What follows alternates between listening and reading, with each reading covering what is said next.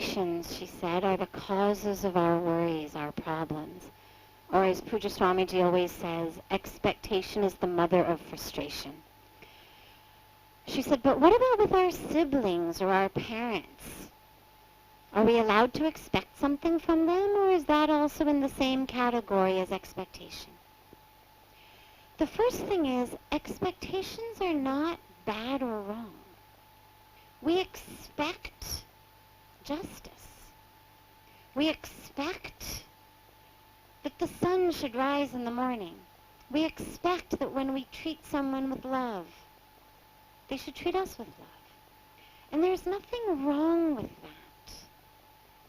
Expectations in and of themselves are not bad. If we didn't have an expectation that when we wake up in the morning, our family will still be there, our house will still be there, it would be very difficult to go to sleep. If we had no expectation that when I come home from school or come home from work, my family will be there, my house will be there, how could we ever leave? We have to have some level of expectation. I expect that the pilot in my plane knows what he's doing. I expect that when I stop my car, or when I get a green light, for example, and I go on a green light, I expect that Samnewale will stop on his red light. If I can't expect that he will stop on his red light, I would be too afraid to even go on my green light. So the only way to move through the world is with some level of expectation. Similarly with our family, we of course have an expectation. They will love us.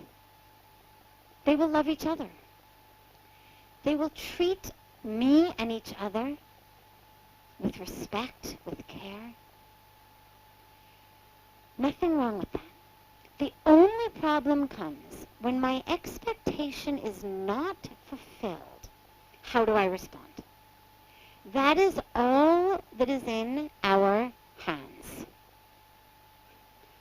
I heard a very, very beautiful teaching from a beautiful saint who said, the only definition of success in the world, the only definition of success in the world is how you respond to the inevitable disappointments and failures.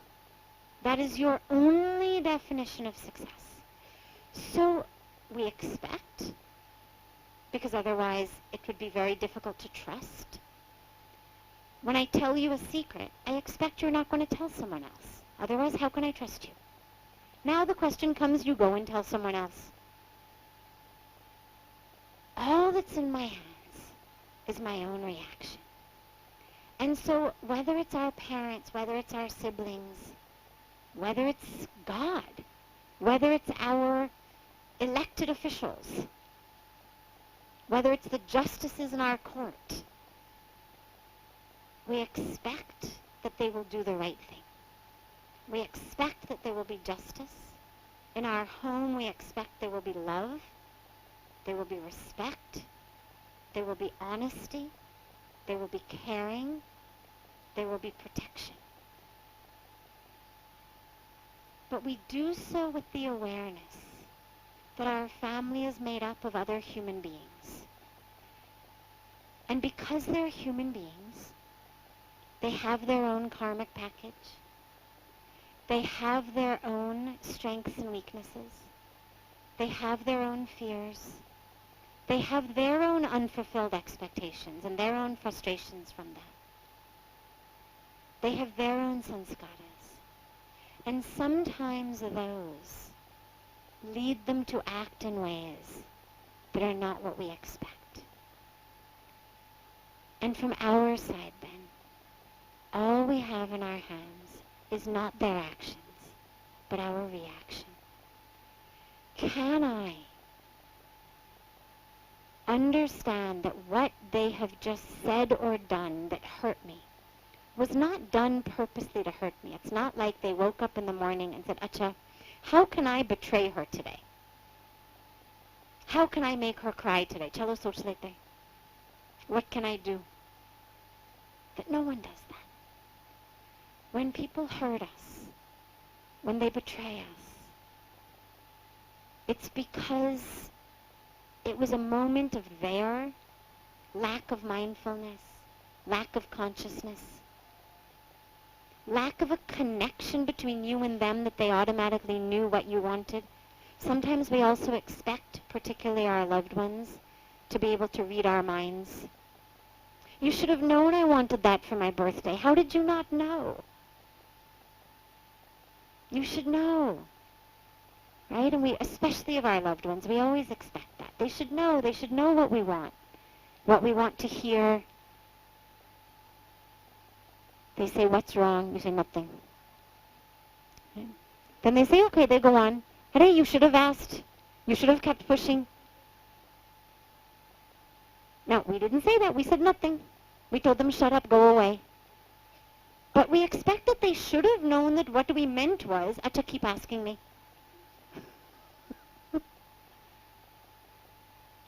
So, it's not just always based on them, but it's based sometimes on a lack of a proper communication channel. Verbal communication, non-verbal communication. That happens sometimes too. Inadvertently we get hurt. Samne wala has no idea. You said nothing, leave me alone, so they left, now you're more hurt. How could you leave? Couldn't you see I was upset? Hare, but you said to leave. Hare, but I didn't mean it.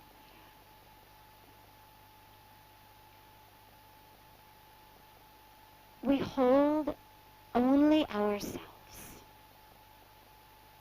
And to just remember, in every moment, how can I